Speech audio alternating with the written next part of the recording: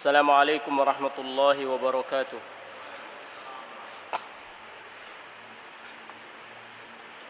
إن الحمد لله نحمده ونستعينه ونستغفره ونعوذ بالله من شرور أنفسنا ومن سيئات أعمالنا. من يهده الله فلا مضل له ومن يضلله فلا هادي له. أشهد أن لا إله إلا الله وأشهد أن محمدا عبده ورسوله. يا أيها الذين آمنوا اتقوا الله حق تقاته ولا تموتن إلا وأنتم مسلمون.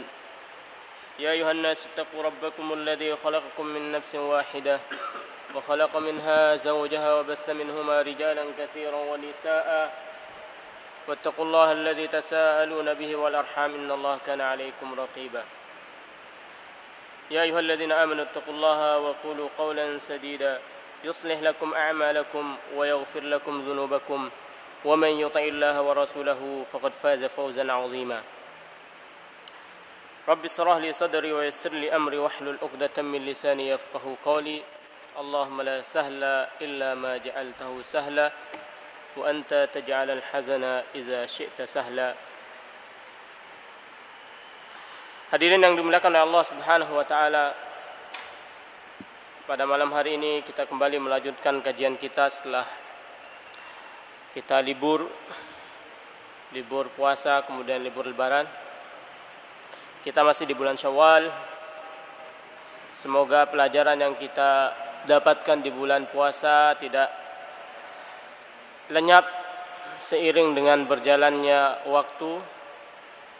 Karena puasa kemarin telah banyak memberikan kita pelajaran, telah banyak mendidik kita menjadi orang yang ikhlas, menjadi orang yang selalu ihtisab.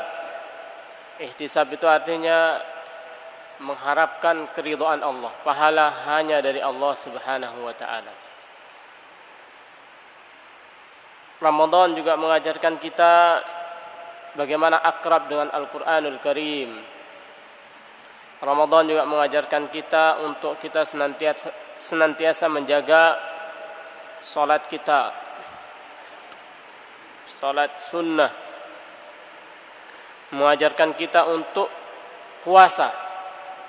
Karena kalau puasa itu doanya orang yang berpuasa itu baik di Ramadan ataupun di luar Ramadan itu mustajab.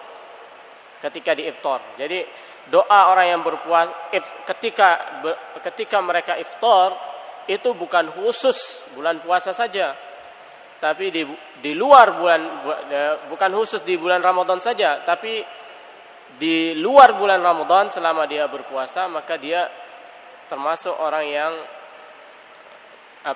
diistijabah doanya oleh Allah Subhanahu wa taala. Nah, kebiasaan-kebiasaan yang kita dapatkan di bulan Ramadan ini kalau kita tidak lanjutkan, itu akan sulit untuk kita melaksanakan kalau sudah kita tinggalkan. Yang namanya kebiasaan ya, kita terbiasa puasa, terbiasa sholat jamaah, sholat sunnah, baca Quran, kemudian kita tinggalkan berapa bulan lamanya, balik lagi ke kebiasaan awal setelah kebiasaan yang baru ini akan sulit. Tidak mudah. Kita terbiasa minum di pagi hari, minum kopi, sarapan. Lah untuk puasa menghilangkan kebiasaan untuk tidak makan itu sulit. Jadi mumpung kita sudah dilatih kebiasaan itu di bulan Ramadan, jangan sampai kita meninggalkannya. Karena nanti berat, susah. Terbiasa baca Quran, jangan sampai ditinggalkan. Karena balik lagi nanti susah untuk membuat kebiasaan itu, habit. Susah. Karena kebiasaan itu paling susah dirubah. Yang terbiasa qiyamul lail, silahkan jangan sampai ditinggalkan. Paling tidak sholat witir. Kemudian yang biasa sholat duha ya jangan sampai ditinggalkan. Nanti akan sulit untuk membuat kebiasaan seperti itu. Dan seterusnya. Itu adalah pelajaran yang bisa kita peroleh di bulan Ramadan. Jangan sampai kita tinggalkan, karena ini sangat penting untuk kehidupan kita di dunia dan di akhirat. Karena untuk menjaga Allah, ihfazillah yahfazuk itu, jagalah Allah, Allah akan menjaga Anda. Minimal ya kita menjaga amalan harian kita. Salat jamaahnya di masjid, salat rawatibnya, kemudian tilawah Al-Qur'annya, itu amalan harian ya, wirid harian, amalan harian ya, salat jamaah, kemudian diiringi dengan setelahnya itu rawatib, setelah dan sebelum, kemudian salat duha, kemudian qiyamul lail, salat witir, kemudian berwudu sebelum tidur dan berdoa sebelum tidur, menebah tempat tidur. Jadi tempat tidur itu ditebah dulu baru kita tidur. Jangan langsung tidur tanpa niat, itu bahaya. Jadi tidur itu ada persiapannya. Kalau dalam Islam itu bukan hanya tidur langsung ketiduran, itu tidak baik. Jadi baca doa dulu, berwudu dulu, tebah dulu tempat tidur, baca doa. Nah, itu amalan harian. Salat duha, tilawatul Quran, infak, sedekah harian. Nah, itulah minimal kita menjaga Allah dengan hal seperti ihfazillah yahfazuk. Kalau Anda menjaga Allah, Allah akan menjaga Anda. Itu amalan harian, minimal kita menjaga Allah seperti itu. Baik para jamaah yang dimuliakan Allah Subhanahu wa taala, kita lanjutkan kajian kita tafsir Al-Qur'anul Karim. Kita masih di surat Ali Imran. Kita masuk ke ayat yang 165. Masih berbicara tentang perang Uhud. Allah Subhanahu wa taala berfirman, a'udzubillahi minasyaitonir rajim. Awalamma asabatkum musibatun qad asabtum mithlaiha qultum anna hadza. Qul huwa min 'indi anfusikum innallaha 'ala kulli syai'in qadir. Wa ma asabakum yawmal taqal jam'an fa bi'idnillahi wal ya'lamal mu'minin. وليعلم الذين نافقوا وقيل لهم تعالوا قاتلوا في سبيل الله أو ادفعوا قالوا لو نعلم قتالا لاتبعناكم هم للكفر يومئذ أقرب منهم للإيمان يقولون بأفواههم ما ليس في قلوبهم والله أعلم بما يكتمون الذين قالوا لإخوانهم وقعدوا لو أطاعونا ما قتلوا قل فادرعوا عن أنفسكم الموت إن كنتم صادقين. Allah berfirman, awalamma asabatkum musibah. Berfirman, apakah ketika kalian, wahai kaum muslimin, ditimpa musibah, asabatkum musibah, qad asabtum mislaiha, padahal kalian telah menimpakan kekalahan 2 kali lipat kepada orang kafir sebelumnya pada perang Badar. Anda mengatakan qultum anna hadza, kalian mengatakan dari mana ini kok kita bisa kalah? Bagaimana kok kita bisa kalah? Kenapa kita bisa kalah? Nah, itu perkataan kaum muslimin waktu itu ketika mereka di perang Uhud. Allah katakan kepada mereka, awalamma asabatkum musibah qad asabtum mislaiha qultum anna hadza. Allah jawab apa? Qul, katakanlah wahai Muhammad, katakan kepada kaum muslimin yang mengatakan bagaimana kita bisa kalah? Dari mana kekalahan ini? Padahal kita berperang, kita ini kaum muslimin. Berperang bersama kita Rasulullah sallallahu alaihi wasallam. Kita ini membela agama Allah. Kenapa kita bisa kalah? Qul, katakanlah wahai Muhammad, kata Allah, huwa min 'indi anfusikum. Itu berasal dari diri kalian. Jadi kekalahan itu bersumber dari diri kalian. Kalianlah penyebabnya. Innallaha 'ala kulli syai'in qadir. Sesungguhnya Allah Subhanahu wa taala Maha kuasa atas segala sesuatu. Jadi awalamma asabatkum musibah, ketika kalian ditimpa musibah kekalahan dalam perang Uhud. Allah ingatkan, ini kan bentuk nikmat, mengingatkan kepada nikmat Allah sebelumnya. Pada perang Badar, qad asabtum mislaiha. Anda, wahai kaum muslimin, dalam perang Badar itu menimpakan kekalahan kepada mereka 2 kali lipat. 2 kali lipat ini ditinjau ada 2 maknanya. Bisa ditinjau dari pada waktu itu musuh pada perang Badar kaum muslimin membunuh 70 orang, menawan 70 orang. Dalam perang Uhud, kaum muslimin itu terbunuh 70 orang, tidak ada yang tertawan. Berarti menang 2, ya. Kemenangan di Badar itu 2 kali lipat. Di Uhud itu kaum muslimin terbunuh 70, tapi tidak ada yang tertawan. Di perang Badar, orang kafir terbunuh 70 dan tertawan 70. Jadi ada lebihnya kaum muslimin. Itu nikmat Allah Subhanahu wa taala. Kemudian yang kedua, kemenangan kaum muslimin, orang-orang kafir Quraisy pada perang Uhud itu kemenangan yang tidak mendatangkan kesenangan yang luar biasa. Beda dengan halnya di Badar.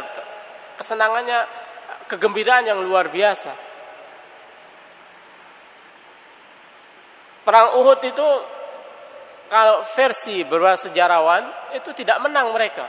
Belum menang. Kalau menang tentu mereka akan bisa menawan kaum muslimin, bisa menaklukkan kota Madinah. Tapi yang terjadi tidak. Jadi beda antara kemenangan orang kafir di perang Uhud dan kemenangan kaum muslimin di perang Badar. Itu nikmat Allah kepada kalian. Qad asabtum mislaiha qultum anna hadza. Kalian mengatakan dari mana ini? Min aina hadza? Anna laki hadza, kalau di surat Al-Maryam itu kata Zakaria kepada Maryam, "Hai Maryam, dari mana buah-buahan ini?" Anna hadza, dari mana ini kekalahan datang? Padahal kita berperang, kita ini mukmin. Bersama kita Rasulullah sallallahu alaihi wasallam. Kenapa kita kalah? Allah katakan, "Huwa min indi anfusikum." Sebabnya adalah kalian. Sebabnya itu pertama menyalahi Rasulullah dari awal, ya. Rasulullah menyuruh perang kota, mereka memilih perang di luar kota. Di tengah jalan kembali beberapa orang munafik. Kemudian kaum muslimin sebagian juga ada yang tergiur untuk kembali. Tapi Allah Subhanahu wa taala kuatkan hati mereka. Para pemanah meninggalkan posnya, tidak mengikuti perintah Rasulullah sallallahu alaihi wasallam, tergiur oleh ghanimah. Itu beberapa pelanggaran yang dilakukan oleh kaum muslimin. Jadi itu kesalahan dan pelanggaran tidak taat kepada perintah Rasulullah sallallahu alaihi wasallam, akibatnya kekalahan. Allah syai'un qadir, maha kuasa. Kemenangan yang sudah ada di genggaman itu berubah menjadi kekalahan. Innallaha ala kulli syai'in qadir. Makanya ditutup ayat ini dengan firman innallaha ala kulli syai'in qadir. Allah kuasa atas segala-galanya. Merubah kemenangan yang sudah ada di genggaman menjadi kekalahan. Pasukan yang kecil bisa menang melawan pasukan yang besar.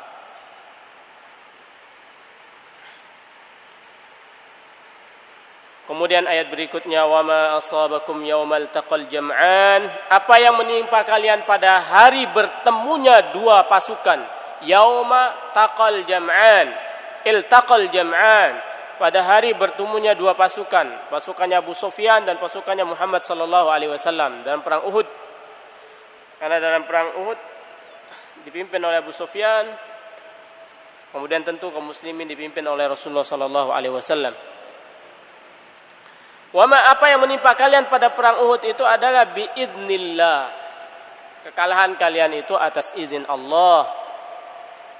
Jadi izin, kata izin di sini kata ahli tafsir artinya menunjukkan al-quwah wal qudrah. Bahwasanya Allah itu yang mempunyai kekuatan, maha kuat. Karena tidak akan bisa terjadi apa yang tidak diizinkan oleh Allah Subhanahu wa taala. Dan akan terjadi segala yang diinginkan oleh Allah Subhanahu wa taala. Itu menunjukkan Allah Dzul Quwwah. Dan kata-kata izin ini menunjukkan dilalahnya, isyaratnya bahwa Allah Subhanahu wa taala Maha kuat.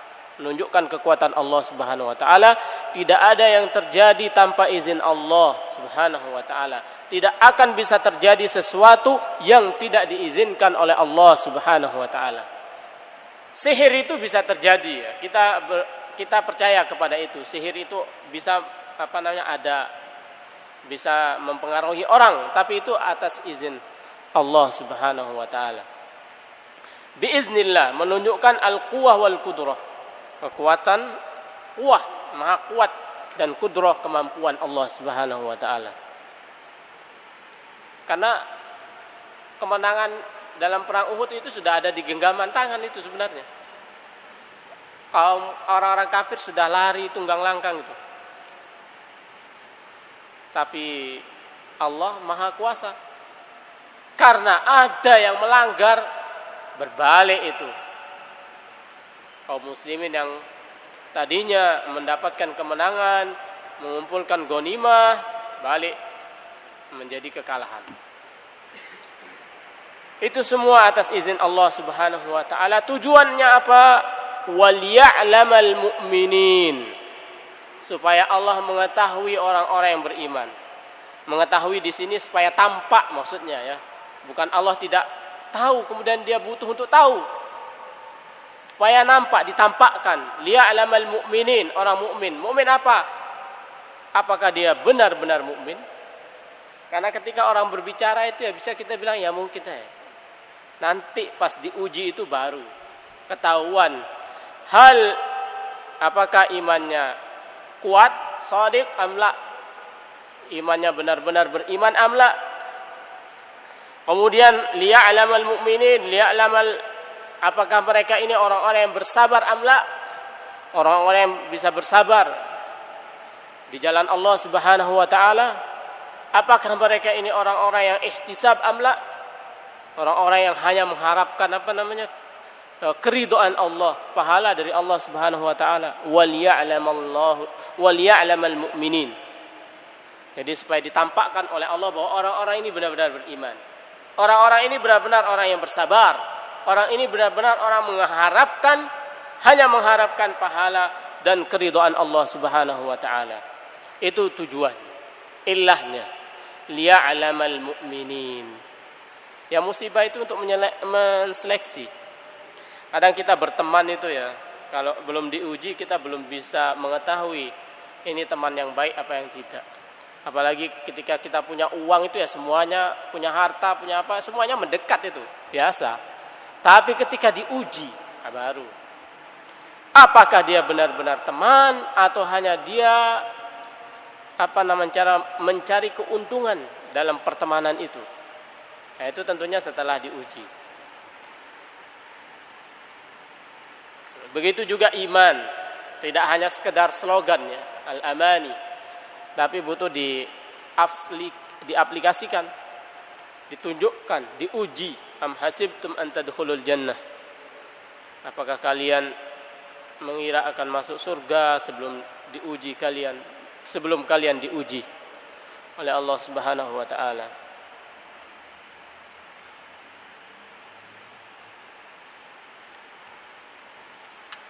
Kemudian yang kedua, ini kekalahan, ini musibah yang menimpa kaum muslimin ini, waliya'lamal ladzina nafaqu, juga untuk mengetahui orang-orang yang munafik.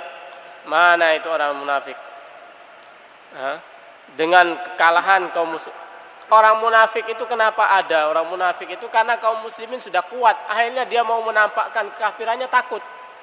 Di Mekah itu tidak ada munafik. Fase Mekah itu tidak ada munafik. Karena kaum muslimin masih tertindas. Ketika di Madinah mendapatkan kemenangan, nah ini orang kuat. Kita menampakkan kekafiran kita, permusuhan kita, takut dia. Makanya dia sembunyikan. Jadi ketika kaum muslimin ditimpa kekalahan, nah, kelihatan dia ini. Mana yang musuh tadi itu yang sembunyi-sembunyi saya kelihatan. Merasa bahwasanya dia musuhnya ini kaum muslimin tidak bisa berbuat apa-apa kepada dia.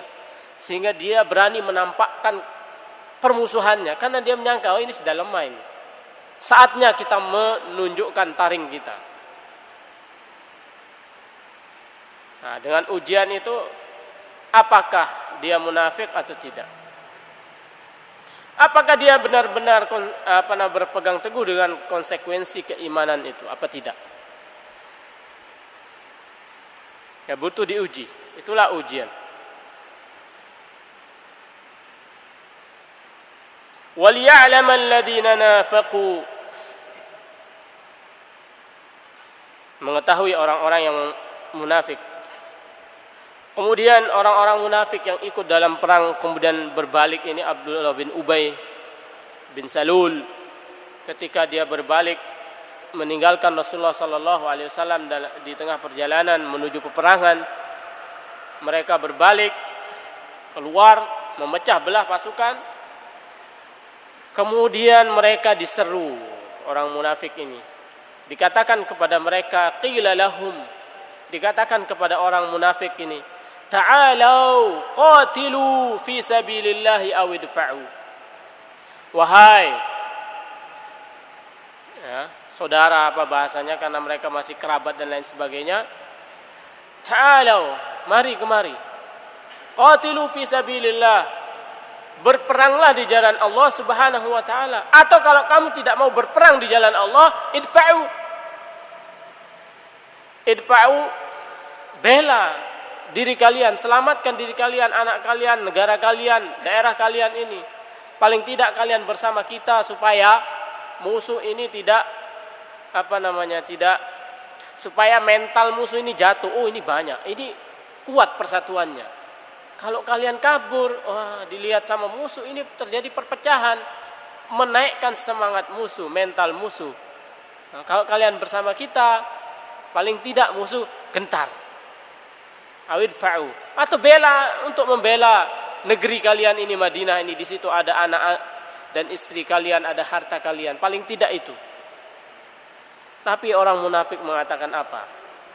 Diseru seperti ta'alau, itu bahasa yang halus dalam bahasa Arab sebenarnya, tapi sekarang dipakai untuk segalanya. Ta'alau, kemari, itu biasa dipakai untuk memanggil orang yang ada di bawah. Ta'alau, mari kemari, naiklah. Jadi posisi kaum muslimin ini di atas, penuh izzah dan kewiwayaan, kemuliaan. Sedangkan orang munafik ini hina. Dengan kalau mengambil isyarah dilala dari kata-kata ta'alau, berarti dia berada di bawah sana. Ta'alau, sini, naik sini. Kemudian ta'alau ini bahasa yang lembut, menunjukkan kaum muslimin ketika berbicara dengan saudaranya masih dianggap saudara, karena saudara masih saudara sebangsa. Ta'alau, ayo, lembut, diseru dengan lemah lembut. Tapi apa jawaban mereka, orang-orang yang munafik ini? Qalu, mereka berkata, "Lau na'lamu qitalan lattaba'nakum." Kalau kami tahu di sana ada pertempuran, kami akan mengikuti kalian. Wah, pintar dia cari alasan. Karena tidak ada pertempuran, kami enggak ikut. Enggak mungkin terjadi pertempuran itu. Muhammad utamanya sedikit, itu banyak. 700 lawan berapa? 3000. Enggak ada pertempuran. Nah, alasan. Pintar mencari alasan. Lau na'lamu qitalan lattaba'nakum. Kami akan ikut kalian. Ahli tafsir mengatakan kata-kata ittiba ini, orang yang ikut itu orang di belakang, tabi', pengikut. Ekor dia, enggak mau jadi depan. Jadi ekor itu terhina. Dalam kebajikan, perbuatan kebajikan itu harus di depan. Lau na'la, ini mental mereka, hina, jubana, takut, di belakang. Lau na'lamu qitalan lattaba'nakum. Jawabannya, kalau kita tahu ada pertempuran itu, kami akan ikut. Loh, kok dia bilang begitu? Wong Abu Sufyan itu, jadi kafilah yang lolos dalam perang Badar, yang lolos dari selamat pada perang Badar itu. Kan perang Badar itu sebabnya Rasulullah ingin menghadang kafilah Abu Sufyan yang datang dari Palestina. Tapi lolos. Nah, orang-orang kafir Quraisy ini sudah kadung nyampe jauh keluar untuk berperang, tidak mau dibilang ini Abu Jahal. Abu Sufyan sudah lolos dan kabilahnya, enggak usah kita berperang, enggak mau, kita harus berperang. Kalah dia. Nah, kafilah Abu Sufyan ini keuntungannya dan isinya itu dijadikan untuk biaya perang dalam perang Uhud. Nah, bagaimana orang munafik ini mengatakan begitu? Mereka orang kafir Quraisy ini sudah mengumpulkan dana besar dan mereka meninggalkan kampung halamannya jauh menyiapkan persenjataannya untuk berperang. Dia bilang kalau kita tahu ada perang, terjadi perang, kita akan ikut. Dan memang tidak akan terjadi perang, bagaimana? Orang kafir sudah benar-benar serius ingin membalas dendam terhadap kematian keluarga mereka. Ini sekedar alasan. Lau na'lamu qitalan lattaba'nakum hum lil kufri yawma idzin aqrabu minhum lil iman. Mereka kepada kekafiran lebih dekat daripada keimanan. Jadi orang-orang munafik ini lebih dekat kepada kekafiran, muzabzab. Dia nampakkan keimanan, tapi di dalamnya kekafiran, muzabzab. Ragu-ragu. Kita ini tidak boleh ragu-ragu dalam Islam. Yakin dengan seyakin-yakinnya terhadap Islam. Kenapa mereka ini aqrabu lil iman? Buktinya apa? Yaqulun. Kenapa mereka ini dekat kepada kekafiran daripada keimanan? Allah katakan yaqulun. Mereka berkata, orang-orang munafik ini, bi afwahihim, berkata dengan mulut-mulut mereka apa yang tidak ada dalam hati mereka. Jadi hatinya kafir, ucapannya beriman. Pura-pura mendukung, pura-pura beriman.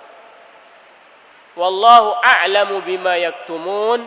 Allah Subhanahu wa taala Maha mengetahui terhadap apa yang mereka simpan, rahasiakan.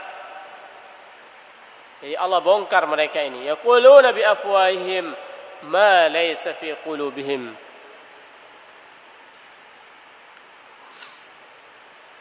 Kemudian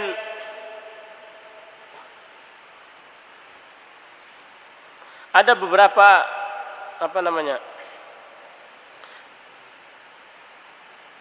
sifat orang munafik yang disebutkan di sini. Yaquluna bi afwahihim ma laysa fi qulubihim. Mereka itu pengecut, kemudian pintar cari alasan, menyembunyikan keimanan, menyembunyikan kafiran, menampakkan keimanan, pura-pura bermuka dua, zul wajhain.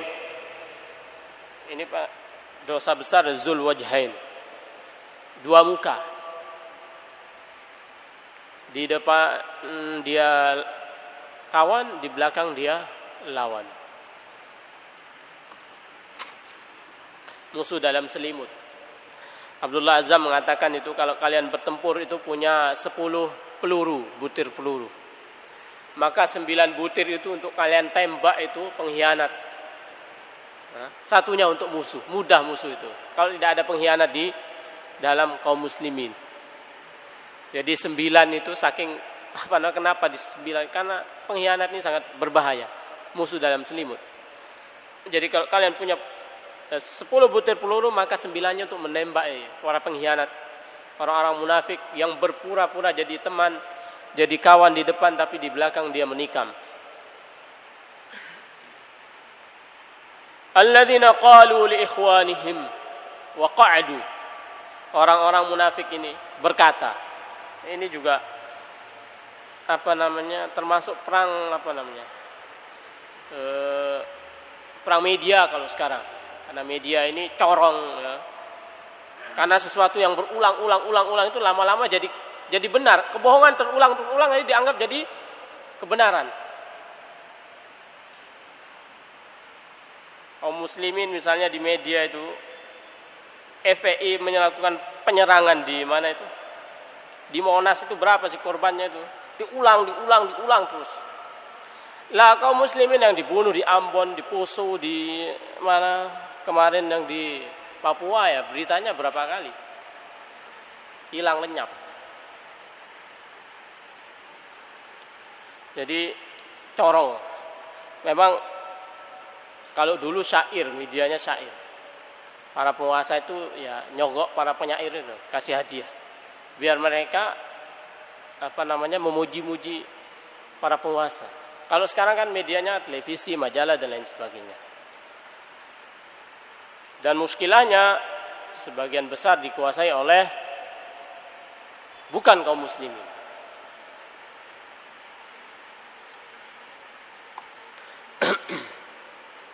Alladzina qalu, Orang-orang kafir ini menggemboskan isu atau statement. Alladzina qalu, mereka orang-orang munafik ini berkata kepada saudara mereka.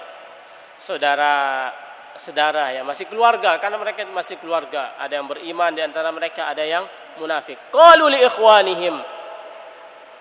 Orang-orang ini alladzina qalu, orang yang berkata kepada saudara-saudara mereka, dan mereka orang-orang yang berkata ini adalah orang-orang yang qa'adu, duduk-duduk tidak mau berjihad, ongkang-ongkang kaki istilahnya di rumahnya.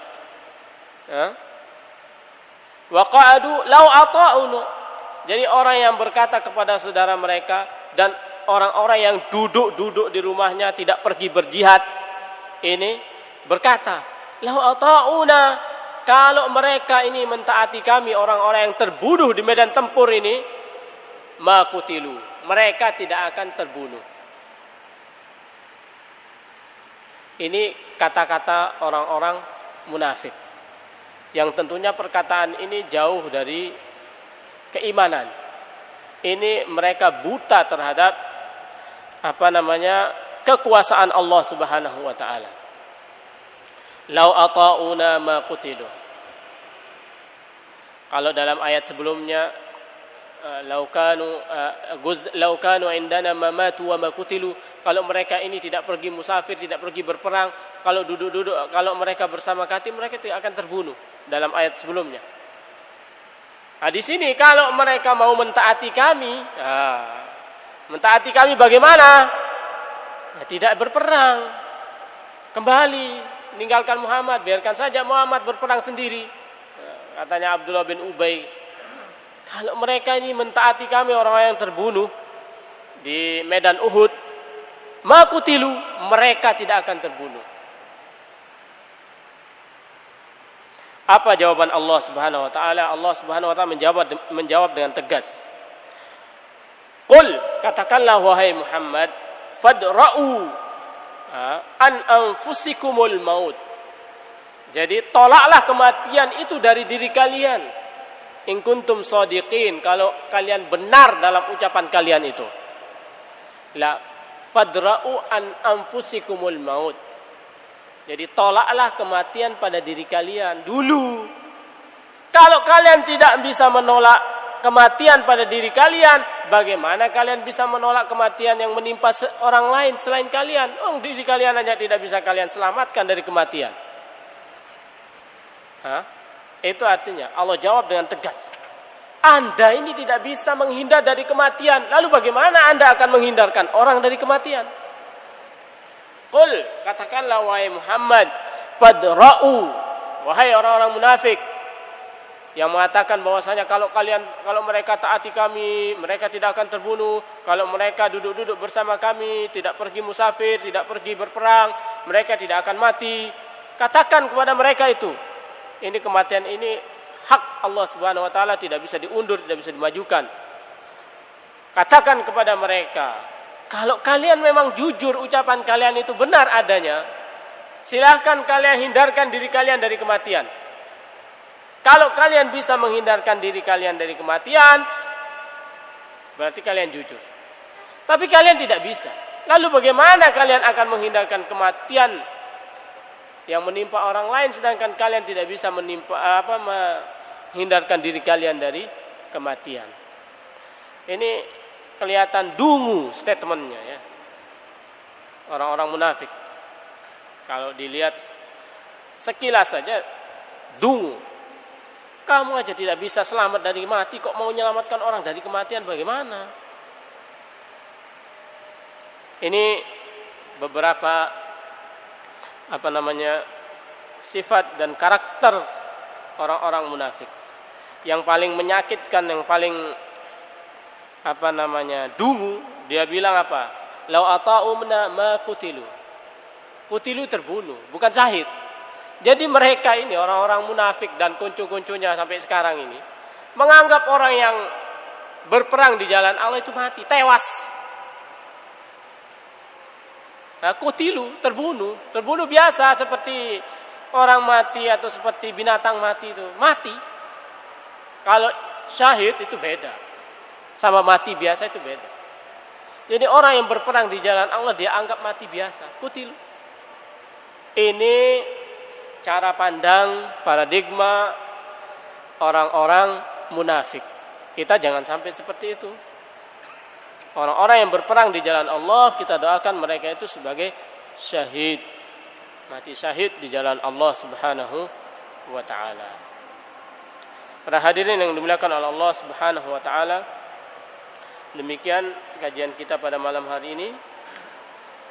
Semoga bisa bermanfaat dan menjadi pelajaran berharga dalam kita menjalani kehidupan di dunia ini. Subhanakallahumma wa bihamdika asyhadu an la ilaha illa anta astaghfiruka wa atubu ilaika. Assalamualaikum warahmatullahi wabarakatuh.